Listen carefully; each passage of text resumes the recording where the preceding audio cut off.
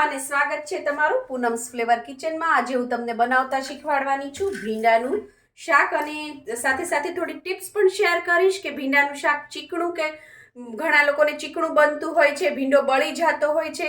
આવું બધું ન થાય એના માટે તમારે શું કરવાનું? સૌપ્રથમ માર્કેટમાંથી ભીંડો લઈ આવવાનો છે। ભીંડો જ્યારે પણ લાવો તો આ રીતે મીડિયમ સાઇઝનો લાવવાનો। એક કૂણો હોય છે, એનો કલર છે આ રીતે લાઇટ ગ્રીન હોવો જોઈએ। ડાર્ક ગ્રીન હશે, એકદમ ઘાટો લીલો કલર હશે તો એ છે થોડો વાસી પડતો હોય છે ભીંડો। અને બીજી એક વાત, ભીંડો છે આ રીતે કડક હોવો જોઈએ। એકદમ જો લચીલો ભીંડો હોય તો એ પણ વાસી હોય છે। આટલી વાતનું ધ્યાન રાખવાનું જ્યારે પણ ભીંડા ખરીદો ત્યારે। ત્યારબાદ માર્કેટથી ભીંડો લઈ આવ્યા બાદ એને સરસ પાણીથી ધોઈ લેવાનો છે અને કપડાથી એને એકદમ કોરો કરી લેવાનો, એકદમ લૂછી લેવાનું। પાણી બિલકુલ ન હોવું જોઈએ। જો ભીંડા ઉપર પાણી હોય તો એના લીધે પણ ભીંડાનું શાક ચીકણું બનતું હોય છે। ત્યારબાદ તમારે શું કરવાનું છે, એનો આ રીતનો આગળનો જે અને પાછળનો જે ડીટીયાનો ભાગ છે એ કાઢી લેવાનો છે અને તમે કોઈ પણ શેપમાં એને સુધારી શકો છો। મેં અહીંયા આ રીતે વચ્ચેથી કટ આપી અને આ રીતે ઊભો સુધારી લીધો છે।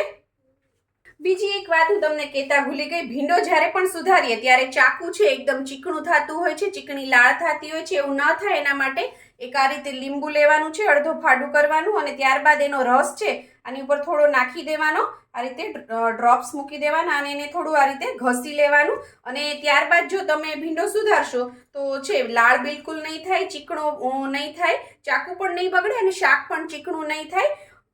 અને બીજી એક વાત, જ્યારે પણ ભીંડો સુધારો ને તો સાઈઝ થોડી મોટી રાખવાની। બહુ ઝીણો સુધારો ને તો પણ એમાં લાળ બનતી હોય છે। તો આ રીતે છે તમારે ભીંડો સુધારી લેવાનો। મેં અહીંયા ઓલરેડી બધો ભીંડો સુધારી લીધો છે। ત્યારબાદ અહીંયા એક કડાઈ મૂકી દીધી છે અને કડાઈમાં 3 ચમચા મેં તેલ નાખ્યું છે। ભીંડાનું શાક જ્યારે પણ બને ત્યારે એમાં તેલનું પ્રમાણ થોડુંક વધારે હોય તો જ એ સારું બને છે। ભીંડા બળતા પણ નથી, છૂટા છૂટા રહે છે, ચીકણા પણ નથી થતા અને સ્વાદ પણ સારો લાગે છે। મેં અહીંયા 500 ગ્રામ ભીંડા લીધા છે એટલે 3 મોટા ચમચા તેલ લીધું છે। હવે તેલ આપણું સરસ ગરમ થઈ ગયું છે। એની અંદર મેં 2 ડુંગળી છે મીડિયમ સાઇઝની, એને આ રીતે સ્લાઇસ કરી લીધી છે। તમે કોઈ પણ રીતે સુધારી શકો છો, પણ મેં અહીંયા સ્લાઇસ એટલા માટે કરી કારણ કે ભીંડા છે એ પણ મેં આ રીતે ઊભા જ ચીરો લીધી છે। તો ડુંગળી પણ એ જ રીતે આપણે લેશું। જો આવી નાની નાની વાતોનું ધ્યાન રાખીએ તો શાકનો લુક છે એ ખૂબ જ સરસ આવે જ્યારે આપણે પ્રેઝન્ટ કરીએ ત્યારે। હવે ડુંગળીને છે થોડીક આપણે લાઇટ પિંક જેવી થવા દઈએ। ભીંડાનું શાક તો બધાના ઘરમાં બનતું જ હોય છે, પણ આપણે છે રોજબરોજનું શાક એકનું એક ખાઈને કંટાળી ગયા હોય તો આ થોડું ઇઝી પણ છે અને ડિફરન્ટ પણ છે। ટેસ્ટ ખૂબ જ સરસ આવશે। 3 મોટી ચપટી મેં હિંગ નાખી છે કારણ કે ભીંડા છે ઘણીવાર ગેસ કરતા હોય છે એટલે એને લીધે એમાં હિંગ નાખવાની થોડી। ત્યારબાદ અડધી નાની ચમચી જેટલી હું હળદર નાખું છું કારણ કે 500 ગ્રામ ભીંડા છે એટલા માટે। આ બધી વસ્તુ મિક્સ કરી દઈએ અને ત્યારબાદ આપણે આ ભીંડા છે એની અંદર નાખી દેવાના છે અને સાથે સાથે ભીંડા નાખ્યા પછી ગેસની ફ્લેમ છે સ્લો કરી દેવાની અને સાથે સાથે આપણે એની અંદર મીઠું નાખી દઈશું।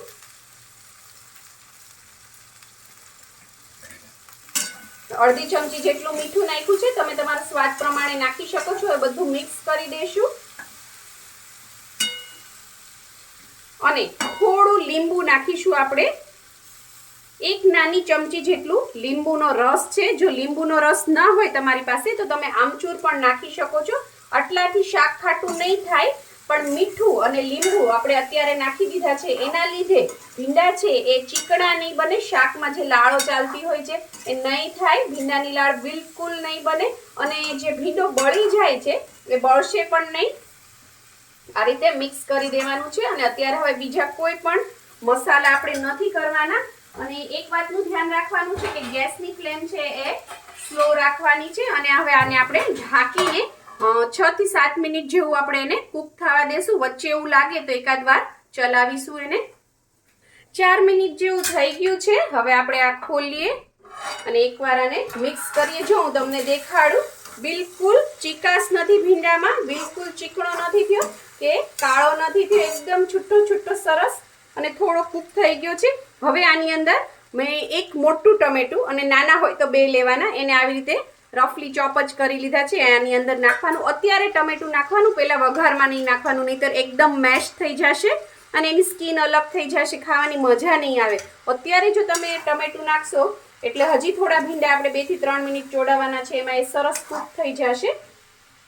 આ રીતે મિક્સ કરી દેવાનું. અને અત્યારે જે કૂક થઈને એનો જે ટેસ્ટ આવશે બહુ જ સરસ, બહુ જ સરસ. આ ડુંગળી નાખી છે આપણે એની અંદર અને અત્યારે ટમેટું નાખ્યું છે. હજી થોડી મસાલા કરશું અને આનો જે ટેસ્ટ આવે અને આ શાક રોટલા સાથે ખાવાની તો એટલી મજા આવે. મને કોઈ આ શાક ને રોટલો આપી દે એટલે બસ બહુ જ થઈ ગયું. તમે એને દાળ ભાત સાથે પણ ખાઈ શકો છો, રોટલી ભાખરી સાથે પણ ખાઈ શકો છો. એકદમ ઇઝી અને એકદમ લાજવાબ ટેસ્ટ આવશે. હજુ આને ફરીથી ઢાંકી દઈએ અને હજી 2 મિનિટ એને કૂક થવા દઈએ. ટમેટા નાખ્યા પછી 2 મિનિટ એને કૂક થવા દીધું તો સરસ કૂક ચડી ગયું છે શાક. હવે આપણે એની અંદર લસણ નાખવાનું છે. 1 મોટી ચમચી ભરીને છે, 10 કળી છે, એને મેં આ રીતે રફલી ચોપ કરી દીધું છે, એ નાખી દેવાનું છે. અને તમારે લસણની ચટણી હોય તમારી પાસે તો તમે એ પણ નાખી શકો છો. ત્યારબાદ હું આની અંદર નાખું છું 1 ચમચી ભરીને ચાટ મસાલો. ચાટ મસાલાથી ખૂબ જ આનો ટેસ્ટ એટલો ચટપટો આવશે ને કે નહીં ખાતા હોય ને એ પણ આ શાક ખાવા મળશે. ત્યારબાદ ધાણા જીરું પાવડર, એ પણ આપણે 1 ચમચી નાખીશું. અને લાલ મરચું પાવડર,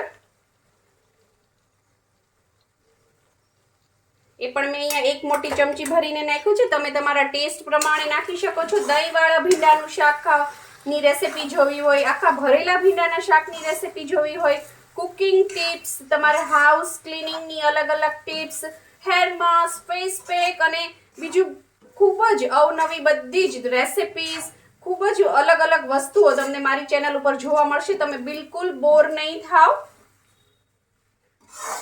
તો તમને મારી આ રેસિપીઝ ને બધું ગમતું હોય તો અત્યારે જ મારી ચેનલને લાઈક કરો, શેર કરો, સબસ્ક્રાઈબ કરો.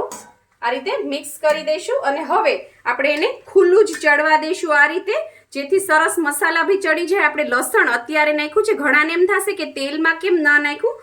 તેલમાં નાખવા કરતાં તમે એકવાર આવી રીતે લાસ્ટમાં 5 મિનિટ શાકને ચડવાની વાર હોય ત્યારે નાખી જોજો. આવી રીતે લાસ્ટમાં જો તમે નાખશો તો એનો ટેસ્ટ, એની જે અરોમા છે લસણની, ખૂબ જ સરસ આવશે. અને તમે ડરતા નહીં કે કાચું રહેશે, બિલકુલ કાચું નહીં રહે અને ખૂબ જ સરસ ફ્લેવર એના રિલીઝ થશે બધા મસાલાની સાથે. તો એકવાર જરૂરથી ટ્રાય કરજો. આ રીતે 5 મિનિટ આપણે એને ખુલ્લું જ ચડવા દઈએ.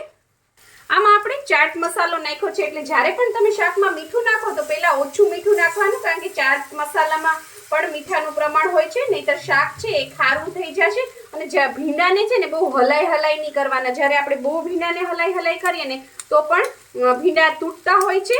એકદમ શાક છે એકદમ છુંદાઈ જતું હોય છે, મેશી થઈ જતું હોય છે, ખાવાની મજા નથી આવતી અને એમાંથી લાળ પણ ચીકણી નીકળતી જતી હોય છે. એટલે બહુ ઉપર નીચે વારે નહીં કરવાનું.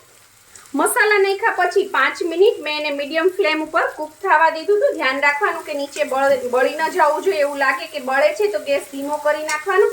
સરસ મસાલા મિક્સ થઈ ગયા છે અને તેલ પણ સાઈડમાં છૂટું પડી ગયું છે. હવે આપણે ગેસની ફ્લેમ બંધ કરી દઈએ. 8 જ મિનિટમાં બની જતું ભીંડાનું ચટપટું ટેંગી સ્પાઇસી શાક તૈયાર છે. અને જ્યારે તમે બનાવશો અને બધા ખાશે એટલે બધા જ પૂછશે કે આજે આ શાક કોણે બનાવ્યું. એટલું સરસ લાગશે આ શાક. ટિફિનમાં, બાળકોને લંચ બોક્સમાં પણ તમે આ શાક આપી શકો છો.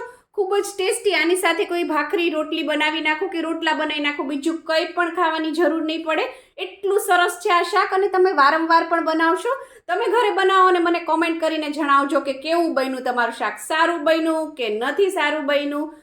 જો સારું બન્યું હોય તો પણ લખજો, ન સારું બન્યું હોય તો પણ મને લખીને જરૂર જણાવજો. જો તમને મારી આ રેસીપી પસંદ આવી હોય તો લાઈક, શેર, કોમેન્ટ કરો. પ્લીઝ મારી ચેનલને સબસ્ક્રાઈબ કરો અને હા, બેલ આઇકન દબાવવાનું ના ભૂલશો, જેથી આવી જ સરસ મજાની વાનગીઓ તમારા સુધી પહોંચતી રહે. Thank you. આવજો.